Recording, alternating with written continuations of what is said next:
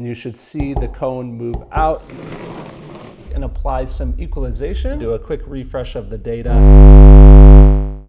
1000 watts RMS for your subwoofers. For many, it might be considered too much power, with an accurate level of bass reproduction being the goal. For others, it might not be enough, with setting a high SPL score being the mission. But in my opinion, 1000 watts RMS is a nice value because 1000 watts is what most vehicle electrical systems can handle without any substantial upgrades. But it does raise the question, just how much output can it achieve? We've been working on this custom subwoofer enclosure here on the channel for two JL Audio 13W3's. These have a power band of 150 up to 600 watts RMS, so with 500 on each, we have a good match with our amplifier, which by the way, in this case is a JL Audio VX1000/1i. A unique aspect of this box is the fact that we angled the back of it. But it still has a slot port inside that runs into the rear wall. Because the rear wall makes the top of the port technically shorter for the first leg of the port, we need to make the second port wall angled. This allows the port to be an exact consistent port length from top to bottom. Overall, this enclosure is 4.5 cubic feet tuned to 32 Hertz. And now that we're ready for the installation, we're going to find out how it performs. Hey everyone, I'm Mark. Welcome to CarAudioFabrication. Here together on this channel, we learn how to master car audio and how to design, build, and install our dream car audio system. Now, if you guys are like me, you likely like to research all of your car audio gear before you make the purchase, and that's why I want to give a quick shout out to our show sponsor,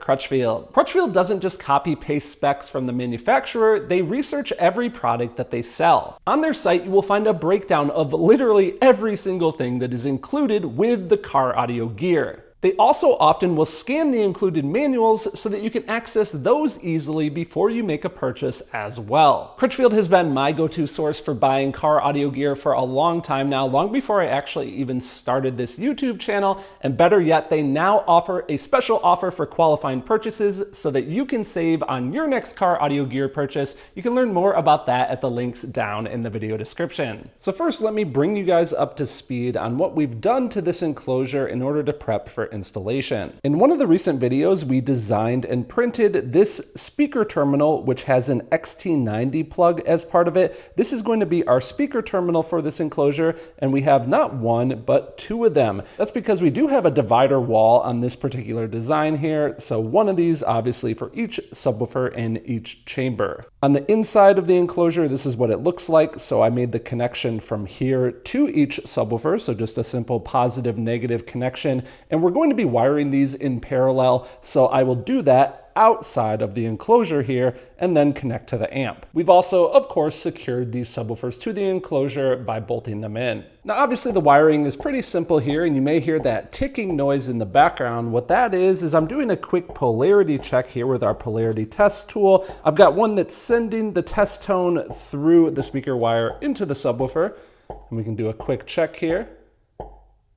You see that green light flashing, which means we do have matching polarity between these subwoofers. To verify this actually works, I can turn around my test probes here. So now we should get red light every time, which we do. Another way to test is with this tool here. I can push the speaker test button and you should see the cone move out. You can see they both move out together. So again, we are wired in polarity. These are not going to cancel each other out. We're good to go on that front. With that verification, we can now officially get the enclosure loaded into the vehicle and mounted securely in place. So here we have it, guys. I wanted to give you a quick look at this. This is what we look like in the hatch of the vehicle. And if you remember, we did add these small details here to kind of match some of the existing details in the vehicle. You can see that those line up. Nothing super crazy. We just wanted to try something new with 3D printing. Overall, this enclosure is quite large, again, because the focus is a fun amount of bass. And I think we're going to be able to achieve that, but we're going to find out just how loud this is in a little bit. I want to get some measurements of how the subwoofer enclosure performs here in vehicle, and to do so, I'm going to be using the JL Audio Max. This is a measurement system, but what is unique about this is it doesn't measure just one microphone, it actually has a microphone array, which gives us a spatial average in the listening position. So I'm going to take the microphone array and of course carefully position it in the actual listening environment. Bear with me on the wiring mess here because none of this stuff obviously stays installed in the vehicle. This is purely just for testing, and I kind of have this pulled out to the side so that you guys can see it. But right now, the microphone array, all 5 microphones are plugged in on the opposite side of the Max unit. And then I also have an RCA output. This is going to the auxiliary input of the vehicle. The reason for this is it allows me to do an impulse response measurement. Basically, I have a loop that is going out of this device. It's going through my system, playing over the air, and then being measured by the microphone. So I'm able to measure timing. We'll talk more about how I can use that impulse measurement in just a second here. This USB wire here connects to the amplifier that is in this vehicle, which is a JL Audio VX600/6i, which is a 6-channel amplifier. I'm also using the pre-outs of that amplifier to control the subwoofer amplifier. This is something that's particular to JL Audio, and using the Max, you could use the Max device without a JL Audio amplifier. I'm just doing it this way because it allows me to control both the amplifier's controls and the Max's controls all in one software. If you were using an amplifier that's not JL Audio, you would just control it in the separate program on your computer while controlling all the measurements in the Max program, which is called Tune 4. This USB wire here simply just goes to my computer so that I can connect to everything, and then we just have the power supply connection for the Max itself. Here we are at the computer, and right now you might be able to hear this low droning noise in the background, and that's because we're currently playing pink noise on the system, and I only have the subwoofers turned on in my DSP software. You can see that I have all the other outputs muted. These are the tweeters, the mids, the woofers, because I have an active 3-way setup up front. And I have my subwoofer outputs coming out of this amplifier going to the subwoofer amplifier. Those are still turned on. So right now we are only measuring the subwoofer response. I mentioned this earlier that we could do something with the loop back, and this is our impulse response measurement. And you can see that it goes up first, which means we have the correct polarity. Down here at the bottom, I can actually invert the polarity going to the subwoofers.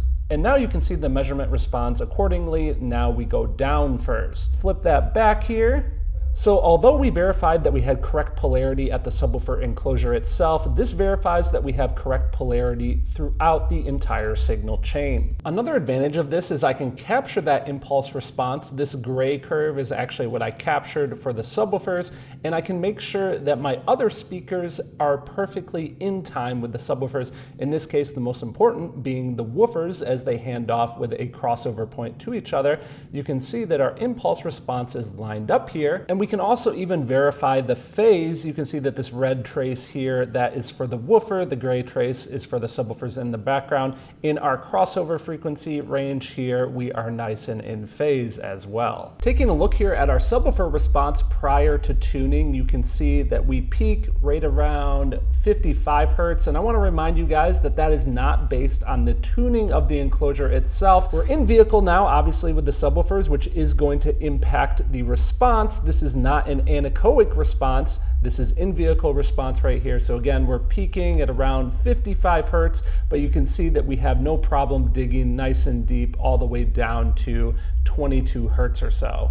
We can of course shape this response if we would like and apply some equalization. So I'm going to turn that on now and do a quick refresh of the data in order to match our target curve. A quick note from the editing station here. I realized after I made that last clip that I should have had my target curve closer to the measured response so that the auto set EQ function wasn't pulling out as much energy. I did make that change in person, but apparently I forgot to retake that clip. Same results though, I was able to EQ to match the target. So now here we are in vehicle, and I want to evaluate some of the different frequencies just to give you an idea of their presence. Do keep in mind that at this point in the video, my goal isn't to demonstrate how loud this is. That's going to come with our SPL test in just a minute here. This is again more just to display the presence of the different frequencies.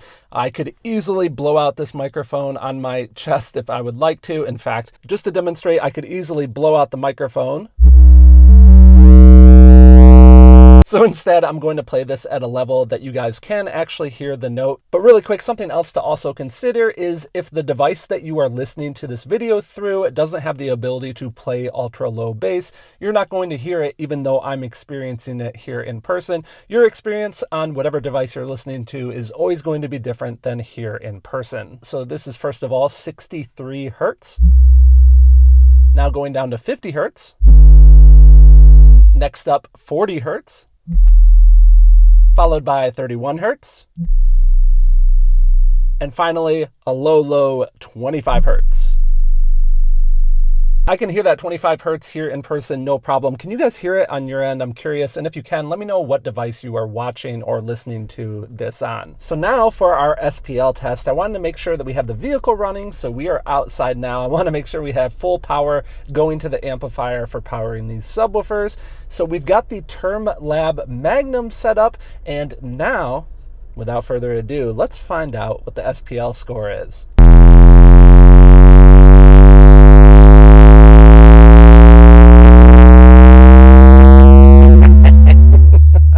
Oh my gosh, look, 147.3. Holy cow, guys, and that is at a 50 hertz peak. Woo! All right, back at the shop now. So we know that this has plenty of output. How musical is it though? Let's just do a quick little music test. And another reminder, once again, I could easily clip the heck out of this microphone and just rip it and you wouldn't be able to hear any of the bass. So I'm gonna be playing at a moderate listening level. Again, this is more just to evaluate the sound, if you will, or the responsiveness of the subwoofers. Again, remember, you're just hearing through your device, but you guys seem to like when I do this.